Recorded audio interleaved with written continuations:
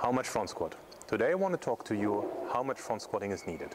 The frequency, sessions per week, the intensity, the volume, the sets and reps, and the loading parameters for your desired goal.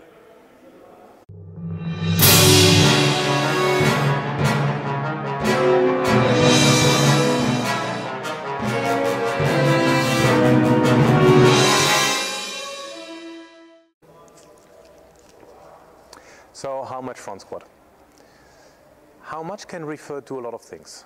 Let's start with the frequency. How much front squatting should you do in a week? It depends on the overall sessions. For me and the athletes I work with, squatting in itself is an integral part of the training. And a lot of our programs are based around back squat, front squats and overhead squats. So if we have 2 sessions a week, normally we do back squats in one session and front squats in the other session. If we have 3 sessions a week, it remains pretty much the same. So we do back squatting once, front squatting on another one, and then maybe a single leg squat variation in the middle of the week. So what's the intensity I should use for front squatting? That depends very much on your goal. You can, as you do it with other lifts, work with higher intensities, 90% and above, in order to foster strength gains. You can also work with a little bit lower intensities, 70 to 85%, and a bit more reps, 6 to 10, to work on size and hypertrophy.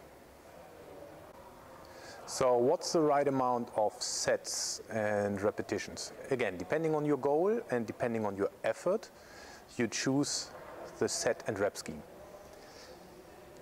There is an inverse relation between volume and intensity. So if you're training with a high intensity, the reps you can do are low. If intensity goes down, the reps can be a bit higher. As mentioned before, if we're working on strength, we use less reps. If we're working on hypertrophy, we use a bit of more reps. A word of caution here, from my experience, because due to the bar position on the shoulders, breathing becomes a bit difficult. So the front squat is not an ideal exercise for multiple repetitions, talking about 10 repetitions or more. So I much rather keep the repetitions a little bit lower and then do a bit more sets to get the overall amount of repetitions to the same level as in the back squat, for example. The last point, the loading. So we can talk about the loading in terms of relation to your body weight, but we can also talk about the loading in relation to the back squat. Let's start with the simple one, the relation to the back squat. That there is a rule of thumb, and it is individual. Some people are stronger in the front squat compared to the back squat. Some people are not. So you can use around 80 to 90% of your back squat weight in the front squat. But again, that needs to be tested out, and yeah, you'll find that out once you do it. The loading pattern as it relates to relation to the body weight, again, it depends on how strong you are.